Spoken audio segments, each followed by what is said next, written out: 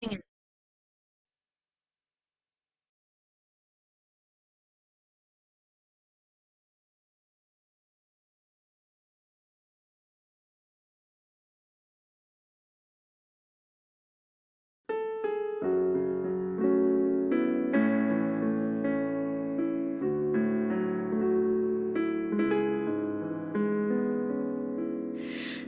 glorifico, mi Señor, porque tú me libraste. Te glorifico, mi Señor, porque tú me libraste.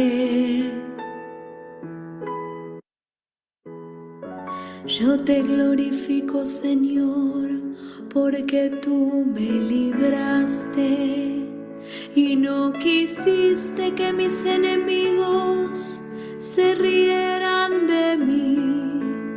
Tú, Señor, me levantaste del abismo y me hiciste revivir. Cuando estaba entre los que bajan al sepulcro, te glorifico, mi Señor, porque tú me libraste. Canten al Señor sus fieles, den gracias a su santo nombre, porque su enojo dura un instante y su bondad toda la vida.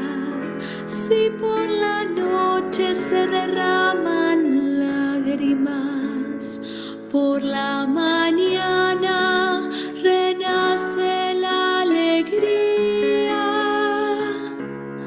Te glorifico, mi Señor, porque tú me libraste.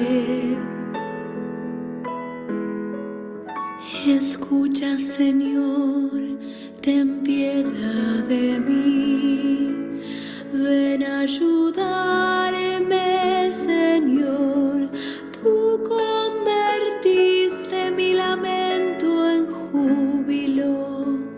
Señor Dios mío, te daré gracias eternamente. Te glorifico, mi Señor, porque tú me libraste. Te glorifico, mi Señor, porque tú me libraste.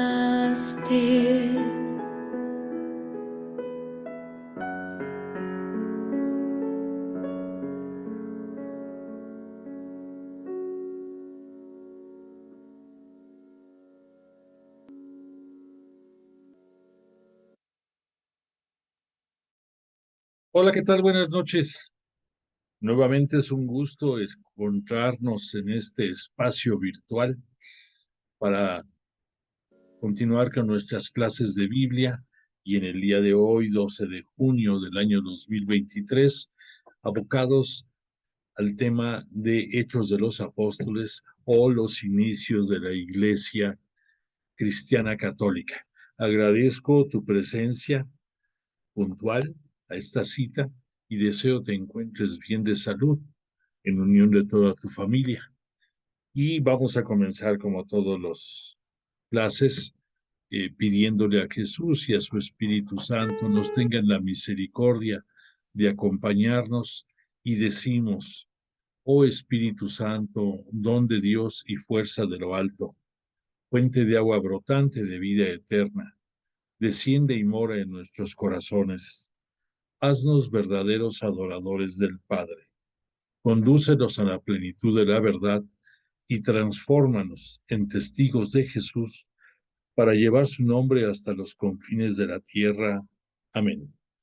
Gloria al Padre, al Hijo y al Espíritu Santo, como era en el principio, ahora y siempre, por los siglos de los siglos. Amén. Y pues Una vez que escuchamos de entrada el Salmo 29, vamos a pedirle a nuestro Padre Dios, a nuestro Padre misericordioso, por la intercesión de Jesús, nuestro hermano mayor, nuestro Señor y Mesías, que su Espíritu Santo se manifieste en la salud de nuestro sumo pontífice, del Papa Francisco, que está convaleciendo de su intervención quirúrgica de la semana pasada.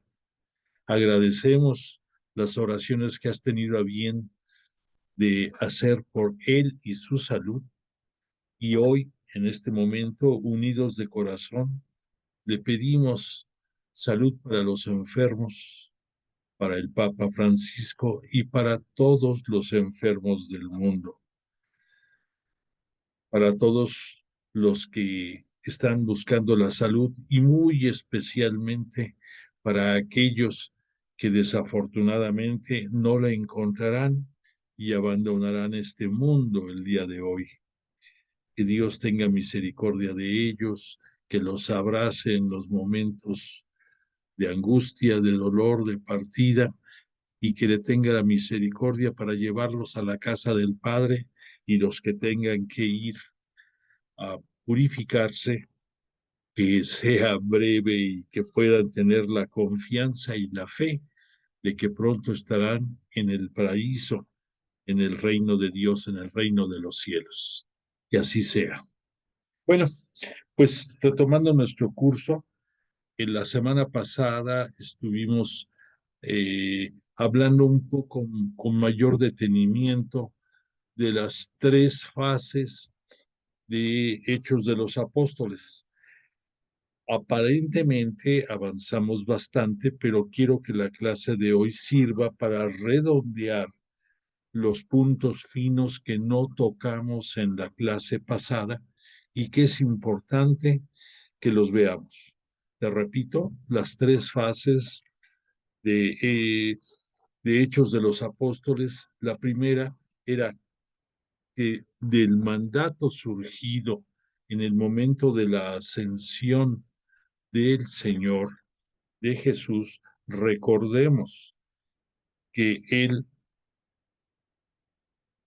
en el capítulo, número 1 del libro de Hechos de los Apóstoles, por cierto, te voy a comentar, bueno, para que le demos un orden. Del capítulo 1 al capítulo 12 está contenido las dos fases que hemos estado viendo. La primera de la fase, pudiéramos decir, de organización de la iglesia primitiva bajo Pedro y en unión del colegio apostólico. Y la segunda, las primeras misiones fuera de Jerusalén en la expansión de la iglesia. La tercera fase, que ya va a ser una expansión abierta y sin límites a los confines de la tierra, va a ser la parte tercera y va a iniciarse concretamente con los viajes apostólicos de Pablo, que para que tengas un poquito de claridad, te ponemos aquí un mapita en el que vamos a ver los viajes de Pablo, más o menos por dónde fueron. Te lo vamos a dejar ahí un ratito para que tú vayas contemplando ya el crecimiento exponencial de la Iglesia Cristiana Católica abiertamente hasta los confines de la tierra. Pero precisamente por la importancia que tiene las dos primeras fases, repito, en este día vamos a acabar de ver ciertos detalles. Si tú quieres tomar como referencia para irte guiando, vamos a ver sobre el libro de Hechos de los Apóstoles detalles del capítulo 1 al capítulo 12, para que tú te ubiques. El libro de Hechos de los Apóstoles contiene 28 capítulos, de los cuales el capítulo 9 habla sobre la vocación de Saulo, una breve semblanza de la personalidad de Saulo. Y ya abiertamente del capítulo 13 al capítulo 28, esos 15 capítulos están destinados dentro del libro de Hechos de los Apóstoles a la misión de Pablo en la expansión de la naciente iglesia y, y sus viajes, que aquí, para que te ubiques, están los 3 viajes que él realizó. Para muchas personas consideran que hay un cuarto viaje, pero no es que se haya diseñado como tal ese cuarto viaje.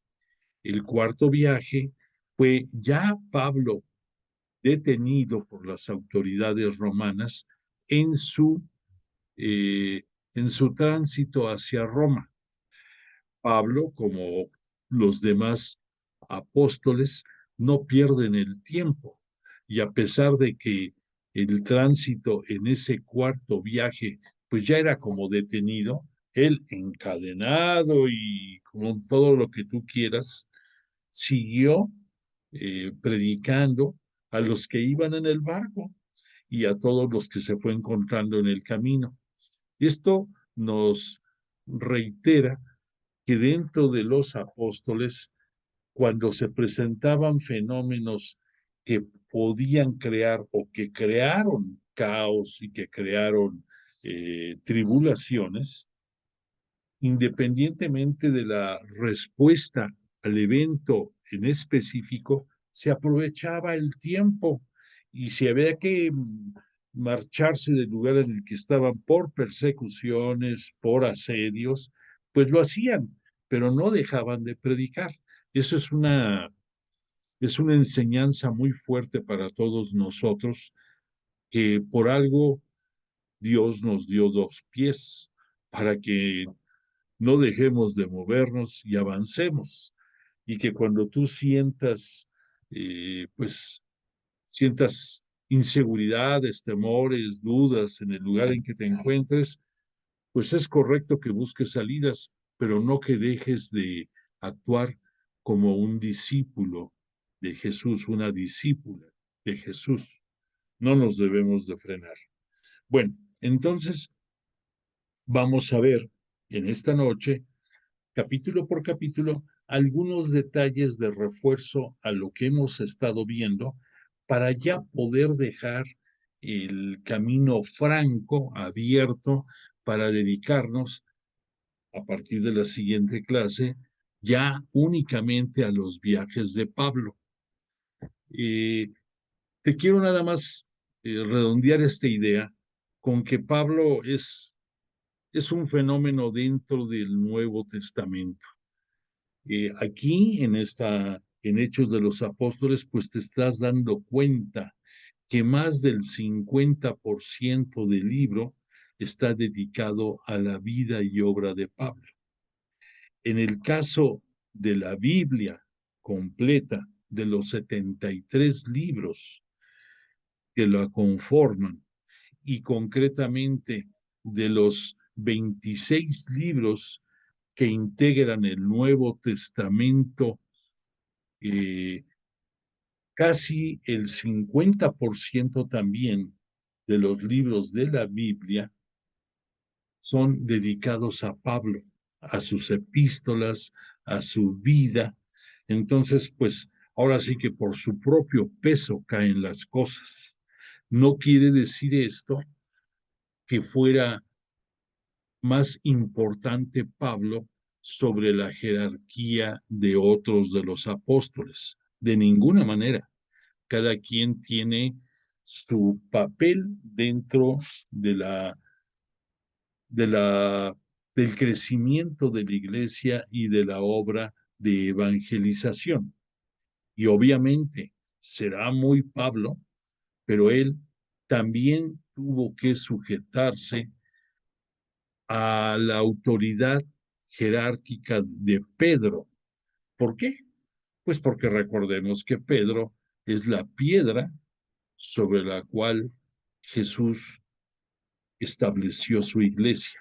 Y desde el encuentro primero de Jesús con Simón, que es su nombre de pila, pudiéramos decir, lo conoce y le dice, tú serás Kefas, que Kefas en arameo quiere decir roca. Entonces, está perfectamente definido desde ese primer encuentro de Jesús con Pedro su misión. Y recordemos que en muchísimos de los casos de los sobrenombres de los apóstoles viene identificada su misión. Casi todos ellos tienen su nombre de pila y la mayoría tienen un sobrenombre con el cual fueron conocidos dentro del vínculo de los cercanos al maestro, y en ese sobrenombre viene definida su misión.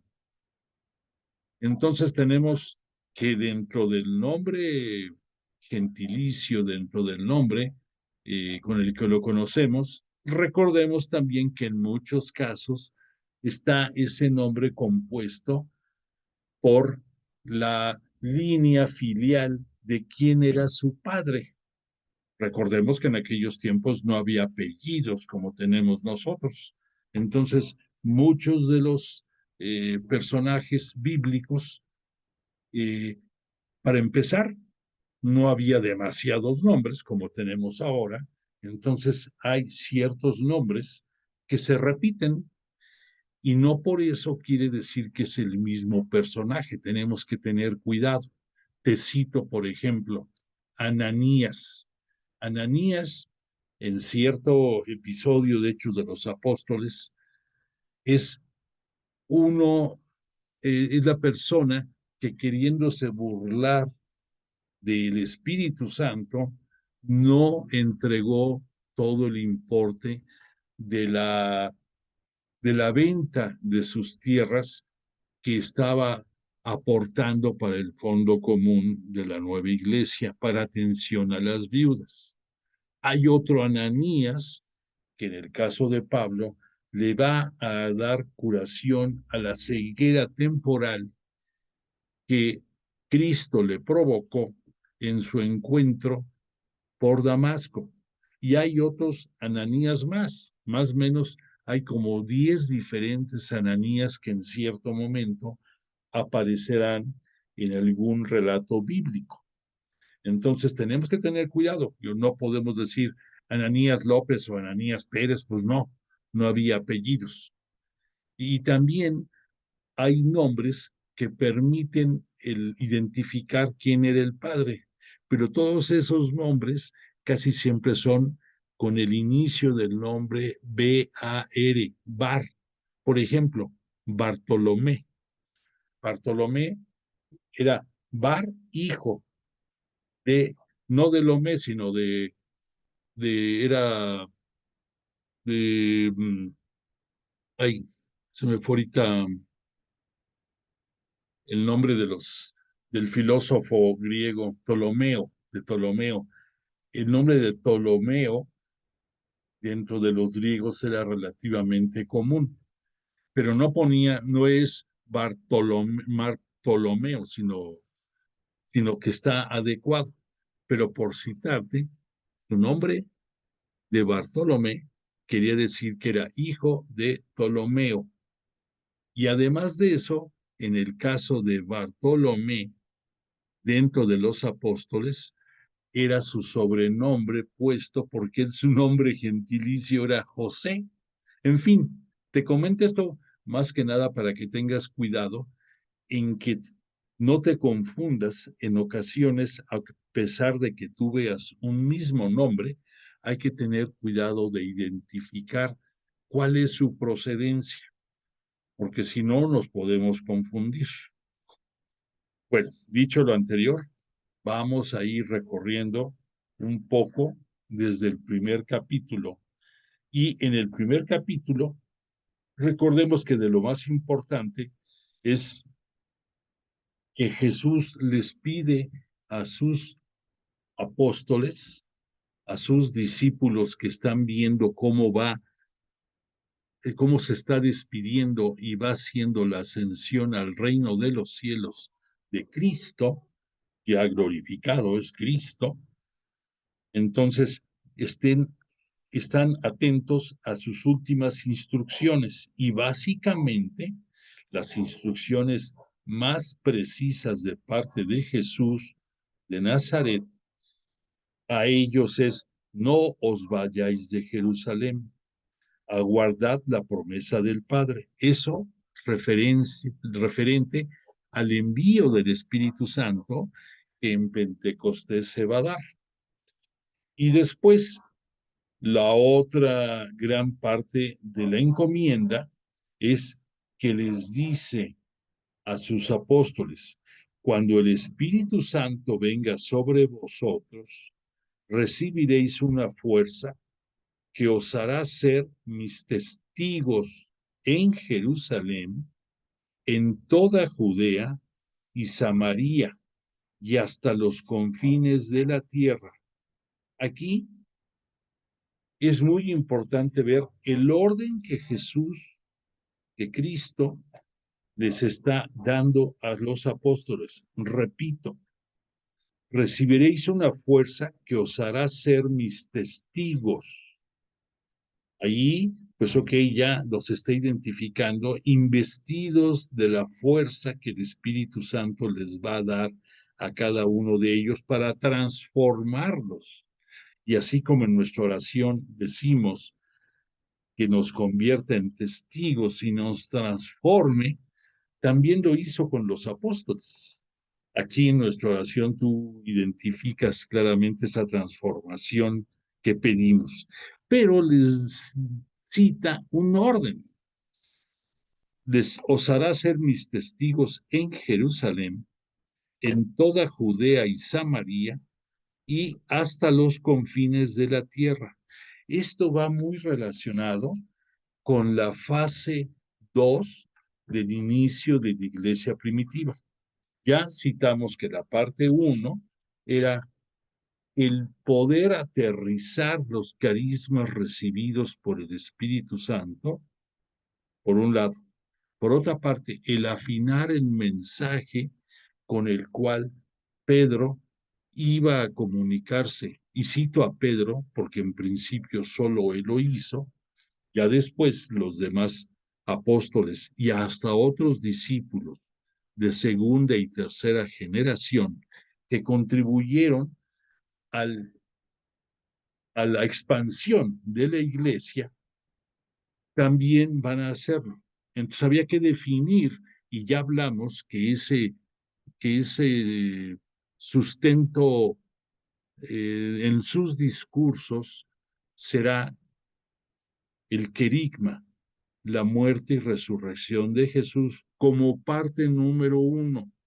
Y como parte número 2, poco a poco le va a ir incrementando Pedro actualizaciones. Y ya después va a ir hablando del mesianismo de Jesús. Y poco más adelante, ya cuando se empiezan a expandir a otras regiones que no eran primordialmente judías, entonces utiliza dos términos. Para los que son judíos, va a remitirse a hablar, ya hablamos primero de la muerte y resurrección, y después va a hablar de la trascendencia de Jesús de Nazaret como Mesías cuando se refiere a público judío. Cuando el público no es judío, cuando es gentil, cuando es no creyente, va a referirse al Señor. Y tú dirías, ¿por qué esa diferencia? Bueno, pues porque entre los judíos el mesianismo era algo esperado, que fue rechazado por la mayoría de los judíos y por las autoridades religiosas del Sanedrín y que ocasionaron a la postre la muerte de Jesús en cruz. Pero los que son gentiles no tienen idea de lo que es el Mesías. El Mesías es un concepto únicamente en la mente de los judíos, pero sí los gentiles identificaban perfectamente la dimensión de la palabra Señor. ¿Por qué? Porque todos ellos, o en la mayoría de ellos, vivían bajo el yugo y la opresión de los romanos, del imperio romano.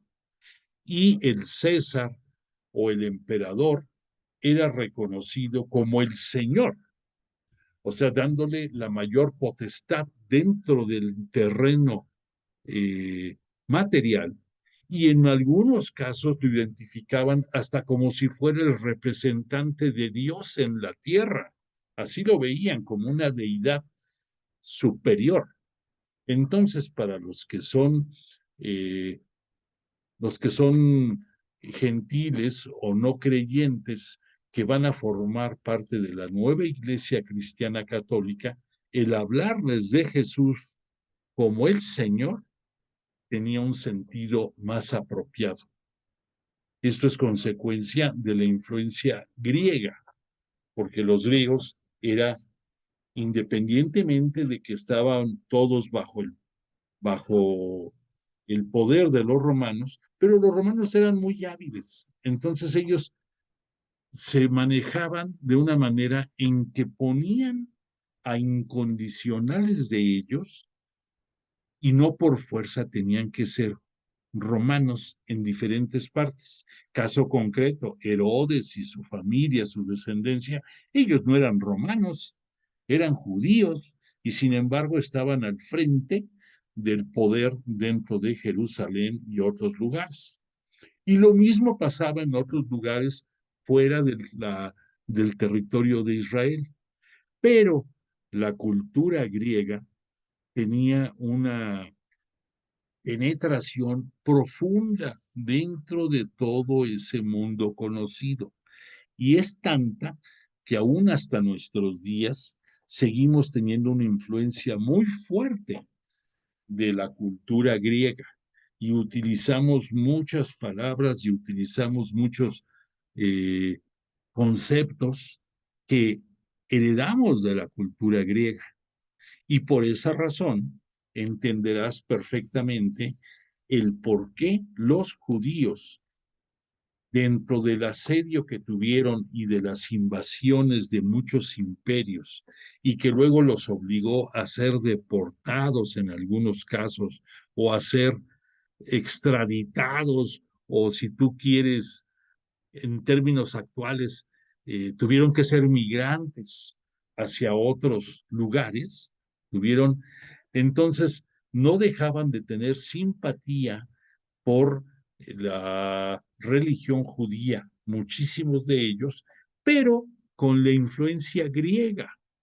Y por esa razón vemos aquí en Hechos de los Apóstoles que dentro de los primeros momentos va a haber enfrentamientos entre judíos helenizados y judíos de Jerusalén. Ya vas entendiendo mejor el porqué de estas diferencias, porque pues los que eran helenizados fueron judíos o simpatizantes, lo que conocemos como prosélitos, fuera del territorio judío, pero tenían conceptos en muchos casos divergentes con los judíos nacidos en Israel o en el territorio de la península en Palestina, bajo la influencia también israelita o hebrea, lo entenderás. Bueno, entonces, dicho esto, en el mismo capítulo primero, después nos citaron quiénes eran el colegio apostólico. Siempre Pedro será la cabeza e invariablemente dentro de la citación de los 12 apóstoles va a aparecer en casi todas las versiones como en segundo lugar Juan. Pero después tenemos a Santiago y Andrés. Santiago, hermano de Juan, Andrés, hermano de Simón. Tenemos a Felipe y Tomás. Tomás, acuérdate que es aquel que tenía las dudas de cuando Jesús se les apareció en el cenáculo y que dijo, yo mientras no vea las huellas en sus manos y en su costado no creeré. Bueno, pues ese es el Tomás famoso, uno de los apóstoles. Y continúa Bartolomé y Mateo. Ya tenemos la claridad. Este Bartolomé del que estamos hablando, su nombre de pila es José y el nombre de Bartolomé es como se le conoció como apóstol, como discípulo de Jesús. Tenemos a Mateo, Santiago el de Alfeo, aquí tenemos ya dos Santiagos, uno hijo de Alfeo, por eso ponen Santiago el de Alfeo. Simón el Celota, ya identificamos también Celota, acuérdate que es uno de los grupos que eran conocidos como terroristas porque siempre estaban en contra del poder romano y que muchos de ellos acabaron también muertos en cruz porque era la muerte que le asignaban a esos terroristas y que tristemente por todo lo que pasó en el, no en el juicio, sino en el manejo habilidoso de Jesús en su pasión, también murió Jesús como si fuera terrorista, como si fuera una lacra, como si fuera una escoria ante los ojos de los romanos, y eso gracias al manejo habilidoso de que presentaron a Jesús como ante los ojos de Pilato como una amenaza para el César. Por eso murió en cruz y por eso fue crucificado. Bueno, y luego terminamos la lista con Judas de Santiago, otro Santiago. Judas, no Judas Iscariote, sino Judas, hijo de un tal Santiago. Todos ellos perseveraban en oración, en compañía de algunas mujeres, de María, la madre de Jesús, y de sus hermanos. Ya hemos hablado, y si no te lo refresco ahorita, María, madre de la iglesia, siempre estuvo al pendiente de los apóstoles. Después de ser la sierva de Dios en el momento de la encarnación de Jesús en el divino vientre de María, también se convierte a la muerte de Jesús en la fiel custodia de su iglesia. Y desde esos momentos hasta el día de hoy y todo lo que resta de este tiempo, María siempre estará al frente de la iglesia y por eso, en gran parte, persevera la existencia de la iglesia. Aquí en esta lista falta la elección de Matías, que fue el que vino a suplir a Judas Iscariote en el lugar número 12. Ya hemos dicho que tenían que ser los 12, porque así Jesús lo determinó y probablemente esto estaba sustentado en que las tribus de Israel en un principio fueron 12 tribus.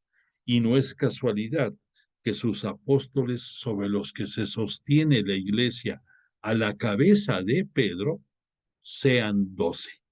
Por lo tanto, una de las primeras acciones fue el sustituir a Judas y esto cayó en Matías, uno de los discípulos de Jesús, porque era condición que aquel que fuera a suplir a Judas Iscariote hubiera conocido al maestro, hubiera tenido claridad de las enseñanzas de Jesús de Nazaret. Y entonces hubo dos finalistas y Matías se quedó con el puesto. Él se llevó el premio grande, pudiéramos decir.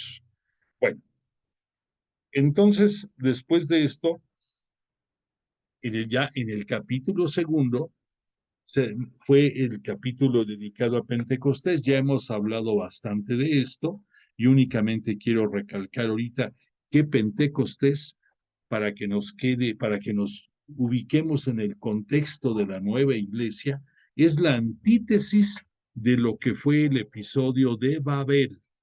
Ya hablamos que en el episodio de Babel, por soberbia, el hombre quería llegar al cielo construyendo una torre altísima sin necesidad de otro apoyo divino. Y por eso la palabra Babel, ya en su significado, quiere decir sin Dios.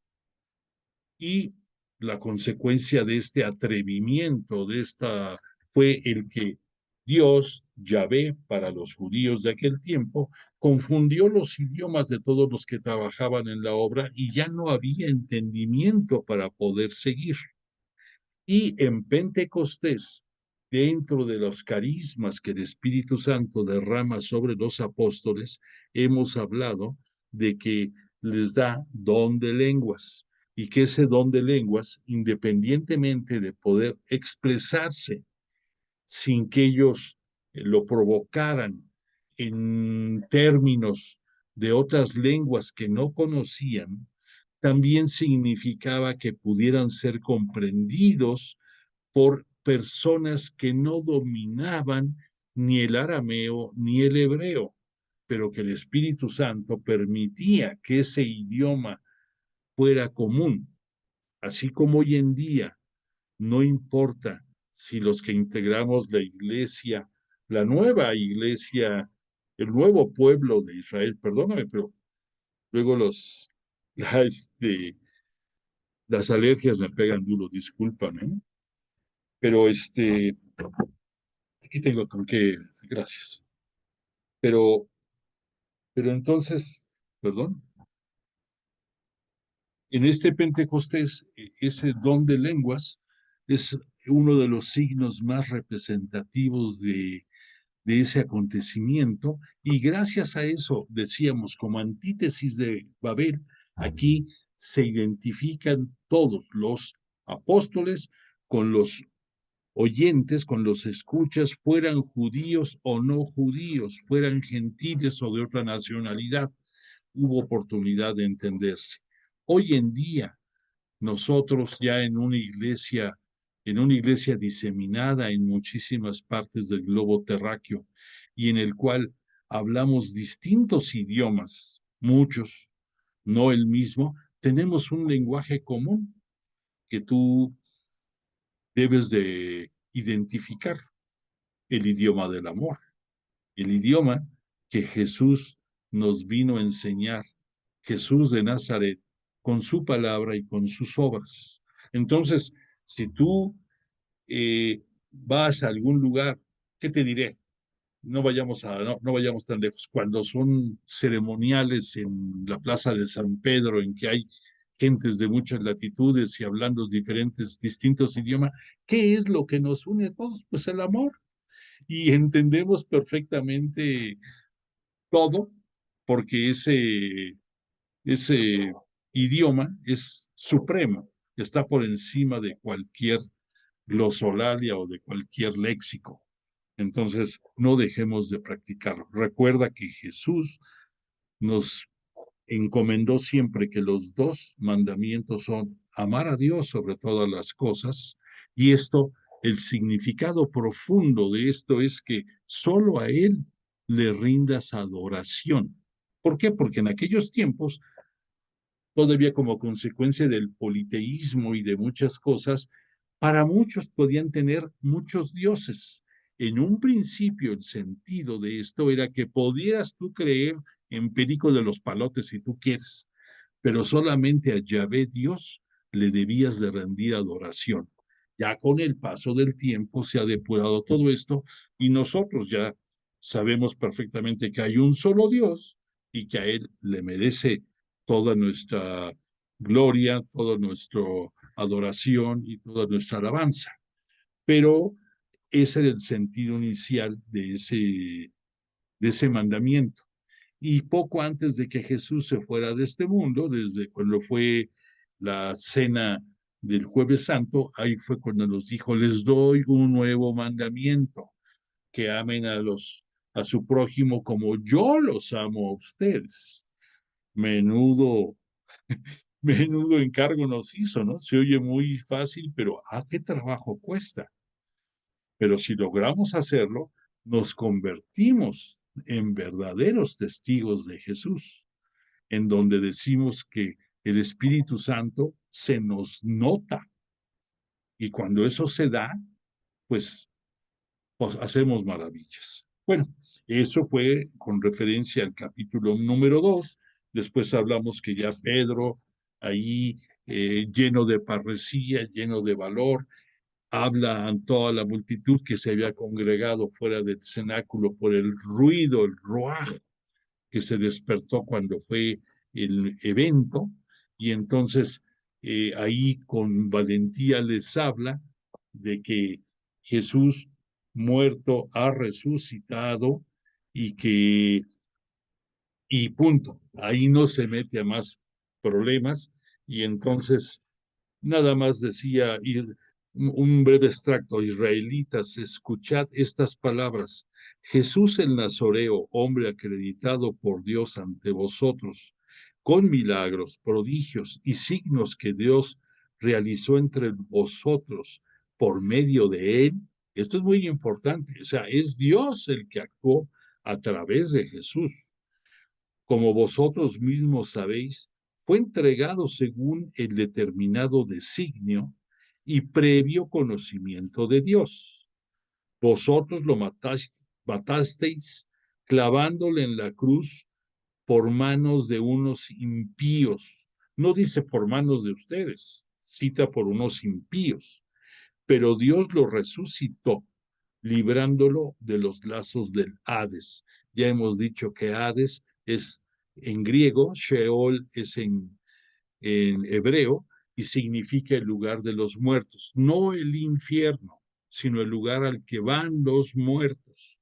Entonces, aquí en su discurso primero, Pedro habla de que Dios no podía permitir la corrupción en su unigénito, y entonces lo resucita y ahí actúa el Espíritu Santo. No lo dice Pedro en este momento, pero nosotros lo entendemos ya con claridad, que el Espíritu Santo, como hemos visto en la imagen de la Trinidad, son los tres dioses en una sola persona, no tres personas en un solo Dios. Ya hemos hablado claramente que el Padre, el Creador, Hijo, Jesús, la palabra, el Espíritu Santo, el que nos habla día con día lo que el Padre y el Hijo quieren darnos a entender.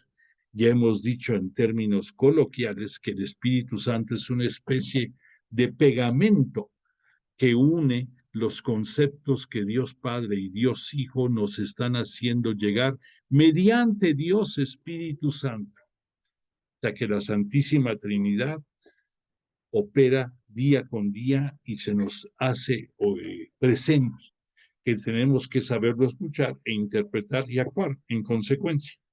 Bueno, entonces a raíz de todo esto surgió la primera comunidad cristiana, que en la primera comunidad cristiana reiteramos que las cualidades era que vivían en comunión, y al decir comunión decimos es común, una unión común.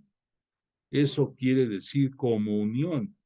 Entonces, era una asamblea que el término de eclesia, que es lo que da origen a la palabra iglesia, quiere decir asamblea, y que esa asamblea estaba conformada por los nuevos cristianos católicos que tenían en común, además de la fe en Cristo, de la fe en Jesús y de las obras que hizo, tenían también una común unión de ver uno por los otros, que por esa razón después se dio la asistencia mediante un fondo común económico que se generó de las aportaciones consecuencia de la venta de bienes que muchos de ellos o casi todos hicieron y lo aportaron para la atención de las viudas.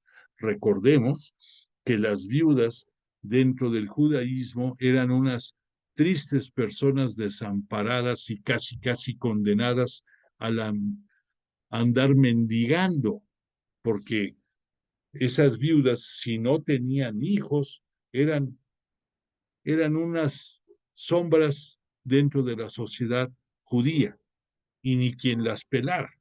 Entonces, dentro de la nueva iglesia cristiana católica, había atención para ellas. Y esto, junto con la celebración de la fracción del pan que Jesús nos dejó como una petición del memorial que él instituye el día del jueves de Pascua, y de esa comunión y de ese compartimiento de bienes, también estaban unidos en la oración y en la alabanza. Se reunían invariablemente en el templo de Jerusalén mientras existió, y en las sinagogas mientras les permitieron compartir el mismo terreno judíos y cristianos, y que después, por consecuencia de que los fueron expulsando de las sinagogas y que el templo desapareció, pues se fueron reuniendo en casas desde un principio, y fue cobrando esto fuerza con el paso del tiempo.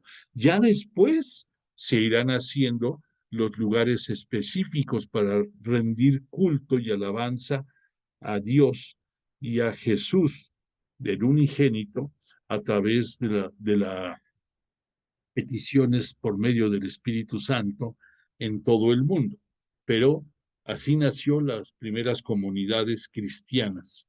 Ya en el capítulo 3 vemos que los apóstoles, y concretamente Pedro y Juan, hacen una mancuerna muy sólida y se dedican a andar propagando, primero predicando la palabra, ellos, y haciendo obras y signos de poder bajo el nombre de Jesús, no por obra y gracia de ellos. Fue el poder que Jesús les dio, que por intercesión de Jesús iban a poder dar salud y tener signos de poder poderosos, incluso algunos mayores a los que el propio Jesús de Nazaret hizo en su vida pública. Por lo tanto, Pedro nos cita aquí en el capítulo 3 que cura un tullido, que le dice que tome sus muletas, bueno, su camilla y que se vaya, porque les estaba pidiendo una limosna a Pedro y a Juan. Estaba fuera del templo, y ellos, sobre todo Pedro, le dice: mírame a los ojos, no tengo nada que ofrecerte, pero en nombre de Jesús te digo, levántate y camina. Y en el momento queda sanado. Bueno, continuó Pedro con sus discursos, nos cita aquí este mismo capítulo 3, ya se va metiendo a otros detalles más acerca de la vida de Jesús de Nazaret, y también a ir agregando aseveraciones del Antiguo Testamento. Ya empieza a hablar de Dios, del Dios de Abraham, del Dios de Isaac, de Jacob, que nuestros padres han glorificado a su siervo Jesús, que a ese Jesús del que vosotros renegasteis a pesar de que él era santo y era justo, Dios lo resucitó de entre los muertos, y nosotros somos testigos de ello. Ya empieza a meter más detalles, ya ahí empieza a aseverar que los apóstoles son testigos de esa resurrección, y claro que son testigos. Hemos hablado y quedó claro que nadie, ni siquiera los apóstoles, vieron el momento mismo de la resurrección. Nadie lo vio, pero por fe creemos en ella. Y además, los 40 días posteriores a esa resurrección, en que Jesús convivió con ellos, con los apóstoles, con algunas otras personas más, como los discípulos de Maús, con la propia María Magdalena en primera instancia. En fin, todo eso reforzó el que pudieran decir los apóstoles: nosotros somos testigos, y tú también eres testigo de todo lo que la lo que en el credo que nos ufanamos en recitar cuando es la liturgia dominical y en las festividades de la iglesia, consideramos nuestras verdades de fe, lo que sostiene nuestra fe, lo que le da vida a nuestra iglesia. Por eso tú también eres un testigo de Jesús. Bueno, ya Pedro empieza también a hablar un poco más acerca de Moisés y que Jesús es el nuevo Moisés. No lo dice abiertamente en esos momentos a la muchedumbre porque los podía confundir, pero en el fondo su intención era hacer ver a Jesús como el nuevo Moisés. Obviamente para los judíos el mayor profeta que ellos podían tener haciendo un lado a Jesús es Moisés, pero ya dentro de la nueva iglesia cristiana católica, Jesús de Nazaret por mucho superó a Moisés, pero había que irlo soltando contacto. Hay que tener claridad de que no podían decir todo lo que su corazón deseara, porque les iba a causar problemas. De por sí se los causó. Eso lo vamos a ver en el siguiente capítulo, en el número 4, en el que Pedro y Juan, haciendo una consecuencia de los mismos asedios a Jesús de Nazaret, sufrieron de parte de los miembros del Sanedrín persecuciones, señalamientos, enjuiciamientos, fueron encarcelados, sobre todo, bueno, fue encarcelado Pedro, tuvieron que sufrir en algunos momentos eh, ser castigados, ser castigados para dejar una huella de una reprimenda física. Aquí en esta escena, vamos a ver, aquí nos están señalando tanto Pedro como Juan, como Pablo, perdón, en ciertos momentos sufrieron asedios, los dos, ambos, de parte de las autoridades judías. Y se repite la historia que vivió Jesús. Entonces, el Sanedrín les prohíbe que hablen de ese Jesús y más en los términos que decían, de que fue resucitado. ¿Por qué? Pues porque no les convenía. Recordemos nada más que los judíos pagaron incluso a los soldados romanos porque dijeran que los apóstoles habían robado el cuerpo de Jesús y no que había resucitado. Entonces seguían con esa cantaleta y pues obvio no les convenía que se supiera que resucitó y quieren silenciar a los apóstoles y concretamente a Pedro, a Juan, y les prohíben que hablen de Jesús resucitado y más que lo hagan a la comunidad judía. Bueno, concretamente, eso es el centro del capítulo 4, a lo que Pedro respondió: nosotros no podemos dejar de hablar de lo que hemos visto y oído. Recuerda que los verbos de la fe, de la catequesis, son para cualquiera, incluyéndote a ti y a mí, el oír y el ver, que eso es lo que hace que nuestra fe nazca o se refuerce. Entonces aquí Pedro lo dice abiertamente. Y toda la gente nos dice, alababa a Dios por lo que había ocurrido. Entonces, no se retracta Pedro a continuar con la catequesis y con las enseñanzas a pesar de las prohibiciones de los miembros del Sanedrín y les hace ver que Jesús es la piedra desechada por vosotros, los constructores. Habéis despreciado y se ha convertido en la piedra angular ahora, porque no hay bajo el cielo otro nombre dado a los hombres por el que nosotros debamos salvarnos, refiriéndose a Jesús. Obviamente, todos los seguidores de los apóstoles siempre estuvieron orando en los momentos de asedio y de encarcelamiento, como el que llegó a sufrir Pedro, porque Dios los protegiera, porque el Espíritu Santo los sacara adelante. Siempre fue así.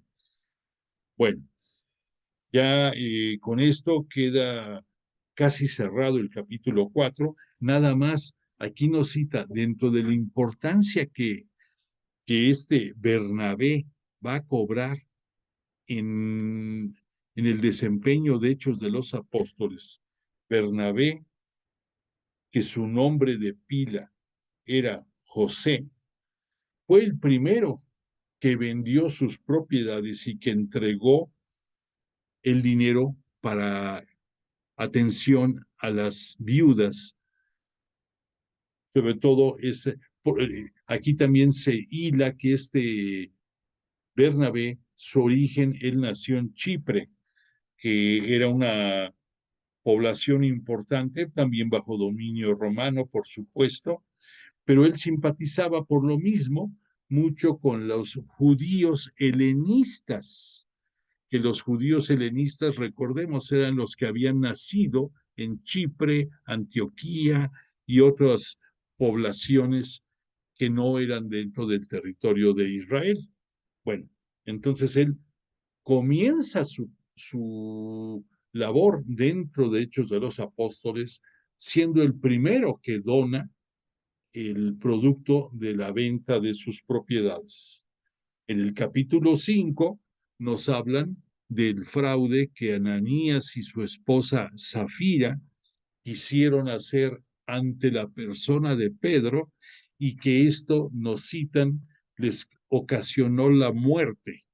Y esta muerte, que fue pública y que ahí la la lección es que del Espíritu Santo nadie se puede burlar. Y entonces ellos, al ocultar parte de la venta que se estaban dejando para su peculio, ellos pues fueron deshonestos porque no dieron todo lo que habían obtenido en beneficio de la comunidad, y eso les costó la vida. Bueno, entonces,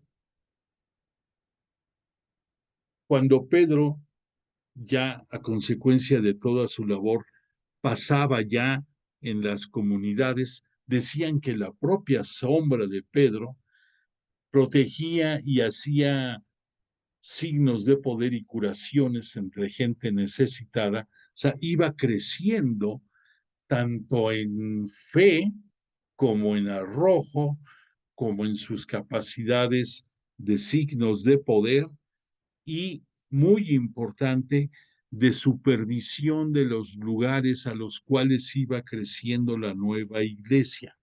Por lo tanto, Juan y Pedro se convirtieron en los principios de la nueva iglesia cristiana católica como los necesarios para ir a constatar que en las nuevas comunidades cristianas católicas se tenía la fe y se tenía la credibilidad en las obras de Jesús de Nazaret suficientes para que ellos tuvieran el Espíritu Santo. Recordemos que Jesús pidió en el momento de su ascensión a los apóstoles que, además de la expansión, que bautizaran en el nombre del Padre, del Hijo y del Espíritu Santo. Recordemos que esto fue gradual, que obviamente se hacía, pero que en un principio quedaba reservado y en un principio era por medio del agua, pero ya incluyeron el nombre de Jesús, ya después se va agregando el nombre del Espíritu Santo, y que por lo mismo el hecho de que Pedro y Juan acudieran a supervisar la fe de las nuevas comunidades y que impusieran las manos sobre los nuevos participantes de la iglesia, no quería decir que hasta ese momento estuvieran recibiendo al Espíritu Santo. Ya estaba eso dado desde el propio bautismo, pero estaban refrendando los carismas de parte del Espíritu Santo hacia el nuevo bautizado o al nuevo integrante de la Iglesia Cristiana Católica. Tan es así que era un signo portentoso que vamos a ver un poco más adelante cómo hubo un mago en Samaria. Bueno, ya no me adelanto. Ahorita vamos a llegar a Samaria. Perdón. Bueno, regreso, meto reversa un poquito y entonces vamos a volver otra vez a que el Sanedrín los presionaba a Pedro y y a los apóstoles porque no estuvieran hablando de Jesús y de su obra. Y para esto se presentó, se presentaron testigos ante el Sanedrín y le dijeron que aquel que habían encerrado en la cárcel estaba predicando en el templo. Aquí estamos viendo una recreación de la escena. Los soldados romanos que estaban custodiando la cárcel, porque Pedro seguía hablando de Jesús, lo encadenan, lo encarcelan. En la noche viene el ángel de Dios y lo libera. Y no solamente lo libera, sino que Pedro se va directamente al templo al día siguiente desde muy temprano a seguir hablando de la gloria de Jesús. Y entonces van con el chisme a los miembros del Sanedrín y le dicen, oigan, los hombres que encerrasteis en la cárcel están presentes en el templo y siguen enseñando al pueblo. Para lo cual se pusieron verdes y de todos colores los miembros del Sanedrín y quieren desaparecerlos del mapa. Pero aquí Pedro y los apóstoles, cuando van y los vuelven a detener y los llevan ante el Sanedrín de nueva cuenta, dice Pedro, hay que obedecer a Dios antes que a los hombres. El Dios de nuestros antepasados resucitó a Jesús, a quien vosotros matasteis colgándolo del madero, y Dios lo ha exaltado con su diestra como jefe y salvador. Y también el Espíritu Santo que ha dado a los que le obedecen. Eso contestó Pedro a los miembros del Sanedrín. Los miembros del Sanedrín, pues haz de cuenta que les pusieron un cohete en la cola y los querían matar a estos cuates, a Pedro y a los apóstoles, pero aparece un maestro de la ley de nombre Gamaliel, que se supone es el mismo Gamaliel que instruyó en sus tiempos de catequesis a Pablo de Tarso. Era un maestro fariseo muy inteligente y de mucha importancia e influencia dentro del Sanedrín y dentro de los doctores de la ley. Y Gamaliel les dice a los del Sanedrín, israelitas, mirad bien lo que vais a hacer con estos hombres. Desentendeos de ellos y dejadlos, porque si el plan o esta obra es de los hombres, fracasará. Pero si es de Dios, no conseguiréis destruirlos. A ver si a la postre os vais a encontrar luchando contra Dios. Fíjate qué inteligente este Gamaliel, y era judío, pero no dejaba de reconocer que había habido muchos pseudomesías que acaparaban la atención de las multitudes o de pequeños sectores o regulares o grandes, pero se dispersaban, se moría este asunto y quedaba en el olvido. Y de ahí Gamaliel es el que dice, si esto es de Dios, no lo vais a poder detener. Y si es de los hombres, solito va a acabarse. Entonces los del Sanedrín, lo único que optaron fue por azotar a Pedro y a algunos de los apóstoles, queriéndolos intimidar para que no hablaran de Jesús. Pero Jesús es el Cristo y ya no podían dejar de hacerlo esa catequesis los apóstoles. Después ya entramos o recordamos escuetamente la segunda fase, que son las primeras misiones. Ya una vez que se sustentó estas bases de la catequesis y del orden que se debía seguir dentro de la nueva iglesia cristiana católica naciente, empieza a darse la expansión, pero esto se vino dando como consecuencia del asedio. Después de que los apóstoles decidieron dedicarse ellos a la instrucción y a la supervisión de la catequesis en las nuevas iglesias, fue cuando surgió el grupo de los diáconos, de los 7 diáconos, que ellos pidieron que ellos se encargaran de la asistencia a las viudas, sobre todo las de la comunidad helenística. Y pidieron que buscaran estos diáconos dentro de la propia comunidad, gente de buen prestigio, que tuvieran capacidad de servicio, que tuvieran Espíritu Santo. Y entonces de ahí fue donde surgieron, entre otros, Esteban, Felipe, Prócoro, Timón, Pármenas, Nicolás que era prosélito de Antioquía. Los presentan y ellos se van a encargar de esa obra. Bueno, y de ahí fue donde surgió el problema de los judíos de la sinagoga de los libertos. Recordemos, esto de la sinagoga de los libertos, el origen es este. En el año 63 antes de Cristo, antes de su nacimiento, empezaron a haber muchas revueltas en contra de los romanos y mandan los romanos desterrados a Roma a muchos judíos. Estos judíos, con el paso del tiempo, siguieron siendo judíos, pero bajo la influencia de la cultura griega. Y entonces, con el paso del tiempo, recuperan su libertad, ya sea por pago de otros judíos hechos por ellos, o porque los amos a los que servían les dieron libertad. Y por eso se llaman los libertos. Y entonces ellos tenían su propia sinagoga en Jerusalén y nada más acudían ellos y el rito era en griego y distaba mucho de lo que pasaba en otras sinagogas en que se hablaba hebreo y que tenían otra forma distinta en la adoración a Yahvé.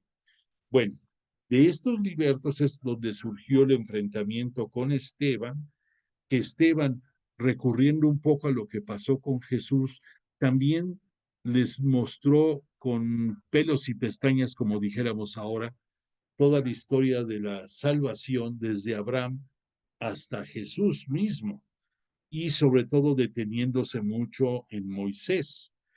Obviamente los libertos no podían aceptar la autoridad con el que Esteban se desenvolvía y entonces van y se quejan con los miembros del Sanedrín. Surge ahí 2 testigos falsos que increpan e incriminan a Esteban y de ahí surge el que sea lapidado, Esteban. De esta lapidación recordemos que Pablo, sin que lo autorizara, pero fue testigo y no dijo nada.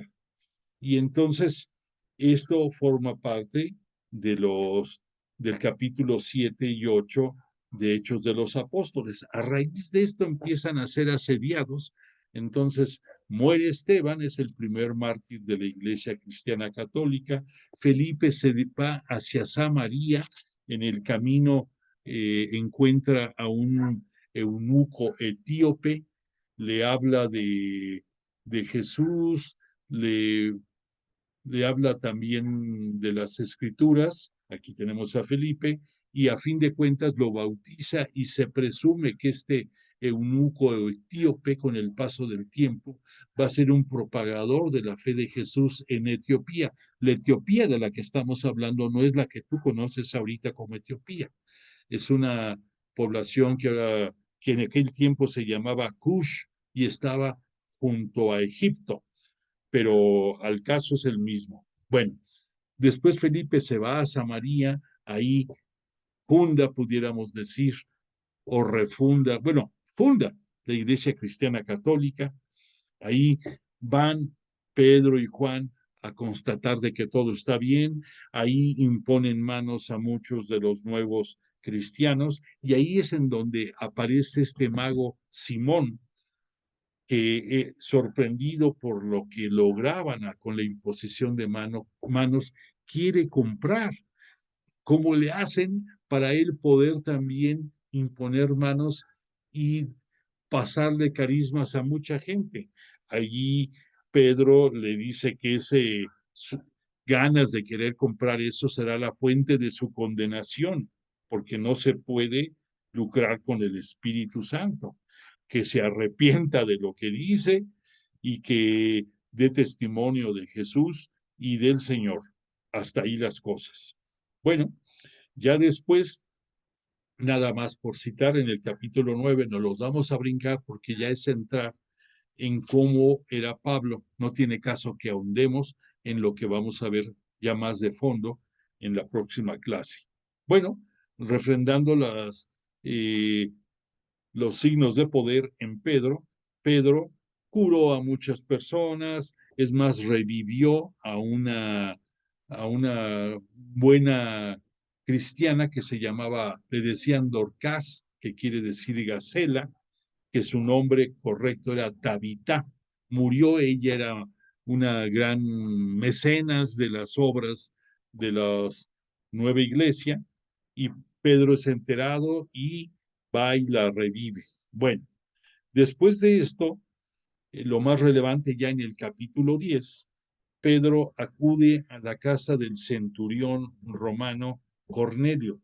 Este Cornelio estaba de paso viviendo en Cesarea. Cesarea es una ciudad muy interesante que fue hecha para el disfrute de los emperadores romanos cuando estaban de visita en Israel.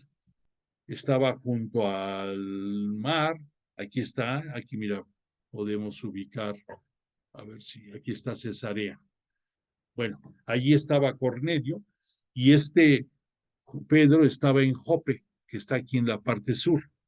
Ahí se da un fenómeno de doble aparición, de doble visión, que nunca se había dado en el Antiguo Testamento. Solamente se empieza a citar esto en el Nuevo Testamento, y es por Jesús que empieza a ver esta doble visión. El centurión tiene la visión de que tiene que mandar traer a Pedro, y así lo hace, y manda a sus enviados por Pedro. Y al mismo tiempo Pedro tiene visión de que ve que en un lienzo sujeto de los cuatro extremos vienen muchos animales de diverso tipo, que eran animales no acostumbrados para su ingesta entre los judíos. Pero tenía esto doble mensaje. Una, que Jesús después le aclara a Pedro que no hay animal impuro que haya sido creado por Dios. Por lo tanto, que debe de comer sin ninguna restricción cualquier carne.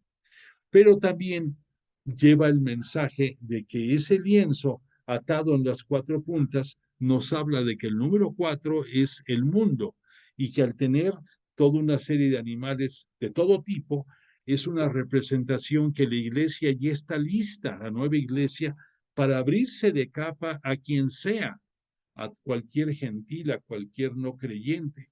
Y por lo tanto, Cornelio invitó a Pedro y también invitó a toda su parentela, y este Pedro les habla de Jesús de Nazaret, les habla de el querigma de Cristo, les habla eh, les habla de todas las verdades de Jesús en su vida, y no tuvo necesidad ni siquiera de terminar cuando el Espíritu Santo, como una especie de nuevo Pentecostés, cayó sobre todos los familiares de Cornelio, y todos desearon convertirse al cristianismo católico.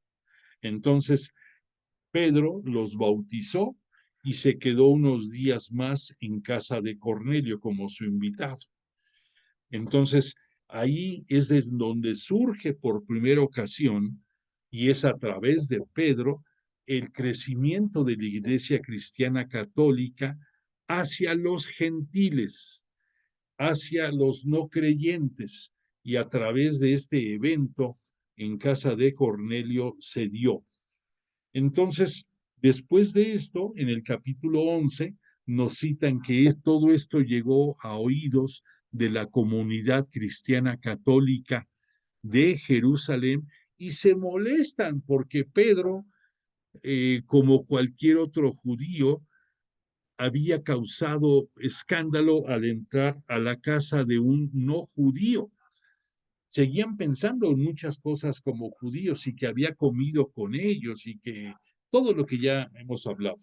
Y entonces cuando Pedro regresa a Jerusalén, se la arman de grande y le reclaman todo esto y que cómo es posible que hubiera entrado ahí a una casa de un no judío, etcétera, etcétera. Entonces, Pedro tiene que volver a explicar todas las cosas y ya entre regañadientes o muy a fuercitas, lo aceptan esto que Pedro había hecho, pero quedó muy señalado. Vemos aquí cómo a pesar de que es una nueva iglesia cristiana católica, tiene demasiada influencia de las costumbres judías operantes en ese entonces, y que además, como la mayoría de los judíos de Jerusalén eran antiguos judíos circuncidados y con todas las costumbres del judaísmo, les cuesta trabajo el pensar que gente no circuncidada, como son los gentiles y los no creyentes, formen parte de la Iglesia Cristiana Católica. No fue un comienzo fácil, y aquí lo vemos. Bueno, entonces ya como una conclusión de este capítulo 11, vemos que en cierto momento van a estar en Antioquía Bernabé y Saulo. Nada más es un pequeño comentario de ellos. Bernabé llevó a Saulo a Antioquía, que Antioquía es la ciudad en donde en principio se dio el nombre de cristianos a los que formamos parte de la nueva iglesia cristiana católica. Bueno, Bernabé se llevó a Pablo en cierto momento, luego lo vamos a ver con calma, y ahí estando en Antioquía, hubo un profeta de nombre Ágabo que vaticinó que iba a haber hambre entre las provincias romanas de Israel, y entonces hacen campañas de reclutamiento de dinero, de fondos para apoyarlos, y convocan a que sean Bernabé y Saulo los que lleven ese dinero a Jerusalén.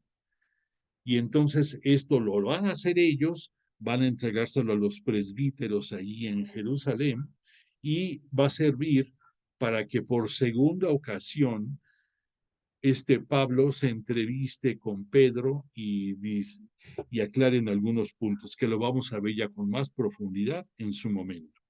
Bueno, el capítulo 12 está dedicado en Hechos de los Apóstoles a que Pedro estuvo en la preso, ya vimos que el ángel lo saca de la cárcel, y aquí lo más interesante después de este evento que ya vimos es que quien lo metió a la cárcel es uno de los descendientes de Herodes el Grande, es Herodes Antipas. Y algo que es muy interesante es que después de que los metió Herodes Antipas, que el ángel los rescata, Herodes Antipas se molesta mucho, manda matar, a ejecutar a los soldados que estaban al frente de la custodia de ellos, y hubiera querido hacer lo mismo con Pedro y sus apóstoles. Pero Herodes lo van a ver, lo van a buscar seguidores de otras ciudades bueno, concretamente de Tiro y de Sidón, que ya pasaban a ser parte de la jurisdicción de Herodes, y entonces tienen un enfrentamiento un poco álgido con Herodes, y Herodes con todas sus galas, con todas sus túnicas de gran rey, en el que ahora le debían de rendir tributo y respeto los habitantes de Tiro y de Sidón, le vale y empieza a increparlos, a insultarlos, empieza a querer imponer su potestad, y el ángel del Señor, se dice, hace que caiga Herodes, Herodes Antipas, y quedó convertido en pasto para los gusanos, o sea, murió. Esto se ve como una obra de alguien detractor de la nueva religión, de la nueva creencia, de las creencias en Cristo nuestro Señor, de nuestra nueva iglesia cristiana católica. Bueno, entonces ya Pedro, perdón, bueno, Pedro se salvó, Bernabé y Saulo fueron a cumplir el cometido de llevar el dinero a Jerusalén, y después de esto ya se empieza a fraguar lo que van a ser los viajes de Pablo. Bueno, a duras penas, pero pudimos terminar en tiempo este recorrido de los 12 capítulos previos a los viajes de Pablo. Entonces, la próxima semana vamos ya a comenzar a hablar sobre Pablo específicamente, sobre su misión, sobre sus 3 viajes de expansión de la iglesia hacia las localidades de Asia, hasta el fin del mundo, en aquellos tiempos conocido que era la propia Roma, que Pablo incluso va a llegar hasta parte de España también, y es para él los límites del mundo conocido. Para nosotros, pues es otro momento, es otro espacio, y nuestra responsabilidad como cristianos es dar fe de que somos seguidores de Cristo Jesús, dar testimonio, ser testigos con nuestro actuar, con nuestro proceder de quién es nuestro Señor, nuestro Cristo, y eso va a ser suficiente. Y si podemos hablar de Él y propagar su buena nueva, bienvenido, fabuloso. Bueno, pues entonces hicimos ya este recorrido así express para acabar de dar forma a, los valores teológicos y otros detalles más que no habíamos visto o que deseábamos reforzar. Le agradecemos mucho a Jesús y a su Espíritu Santo que, como siempre, hayan estado entre nosotros, que nos abran los oídos, el corazón, los ojos, la mente, para entender su palabra, y te agradezco tu presencia. Deseo que tengas un buen fin de semana, todo lo que viene de la semana, hasta el siguiente fin de semana, y que tengamos la oportunidad el próximo lunes de volvernos a encontrar en este espacio. Que Dios nos bendiga y que tengas bonita noche. Vamos a ver si ponemos ya el final.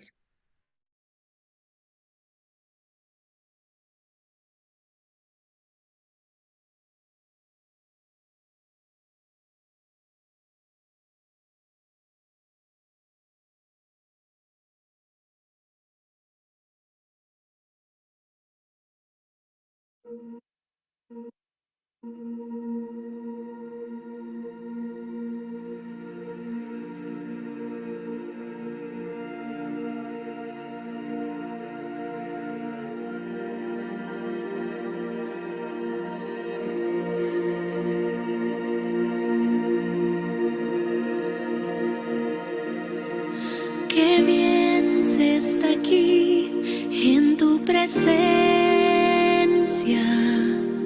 glorioso por siempre, Señor. Qué bien se está aquí a tu lado, sintiendo tu paz y tu amor. Cuán hermoso eres, Señor. Tú no tienes comparación.